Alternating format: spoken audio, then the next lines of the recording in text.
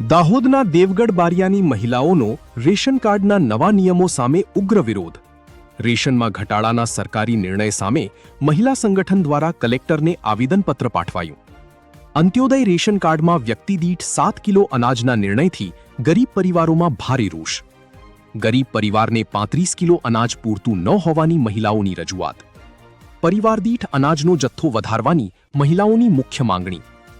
Ration card, આધાર card અને ઈ-કેવાયસીની મુશ્કેલીઓ દૂર કરવા વિશેષ સહાય કેન્દ્રની માંગ.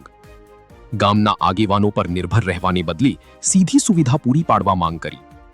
દાહોદ કલેક્ટર કચેરીએ મહિલાઓએ પોતાની વ્યથા રજૂ કરી યોગ્ય ન્યાયની કરી માંગ. રિપોર્ટર અક્ષય સુથાર, દેવગઢ બારિયા. મારું નામ ધનીબેન છે. હું બૈણાની રહેવાસી છું. હું વિધવા બેન છું અને મારે અંત્યોદય રેશન કાર્ડ છે અને 35 કિલો અનાજ મળે છે. અમે 3 માં દીકરો છીએ તો અમારે ભરણ પોષણ થઈ જાય છે. તો પછી એટલું અનાજ મળવું જ જોઈએ રેશન કાર્ડમાં, ઓછું નહીં થવું જોઈએ. અને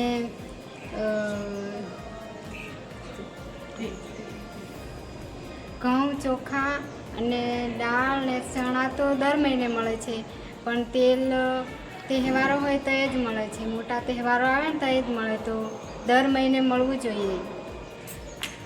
બોલો. મારું નામ છે નાયક કુસુમબેન પુનાભાઈ, ગામ સાગટાળા, તાલુકો દેવગઢ બારિયા, જિલ્લો દાહોદ. જ્યારે મારું અંત્યોદય કાર્ડ છે અને અંત્યોદય કાર્ડમાં 35 કિલો અનાજ મળે છે, એ પણ મહિનો તો નથી ચાલતું, તો બીજી મજૂરી કરવી પડે છે અને અનાજ મેળવવું પડે છે.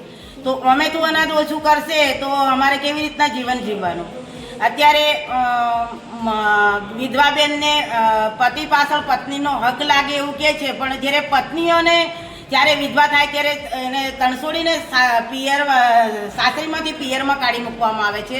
ત્યારે પતિની મિલકત પણ જે વિધવા બહેનોને નથી મળતી. અત્યારે મારું સાસરું ઝાપટિયા ગામમાં હતું, ત્યારે મેં વિધવા છું, મારા બાળકો નથી અને બાળક નથી અને એ બેન અહીંયા ના જોઈએ એમ કરીને કાઢી મૂકી. અત્યારે હું સાગટાળા ગામમાં પિયરમાં રહું છું. મારા પિયરમાં પણ મારા બાપની જમીન 30 ગુંઠા જમીન છે, એમાં 18 લોકો જમનાર છે ને તે પણ 2 મહિના 3 મહિના અનાજ ચાલે પછી બધા દન કાળી મજૂરી કરીને જીવવું પડે છે. તો આવી બહેનો માટે શું કરી શકાય અને અમેથી ઓછું કરશે તો જીવન કેવી રીતના જીવી શકાય, એવો મોટો પ્રશ્ન છે અમારા માટે. અને અમે જે દેવગઢ મહિલા સંગઠન વતી અમે અહીંયા લગભગ અમારા 90 ગામમાં કામ કરે. જ્યારે પંચમહાલ જિલ્લો હતો ત્યારથી સંગઠન બન્યું હતું. અત્યારે અમારી જે ગરીબ આદિવાસી દલિત બહેનોનું અમારું સંગઠન છે.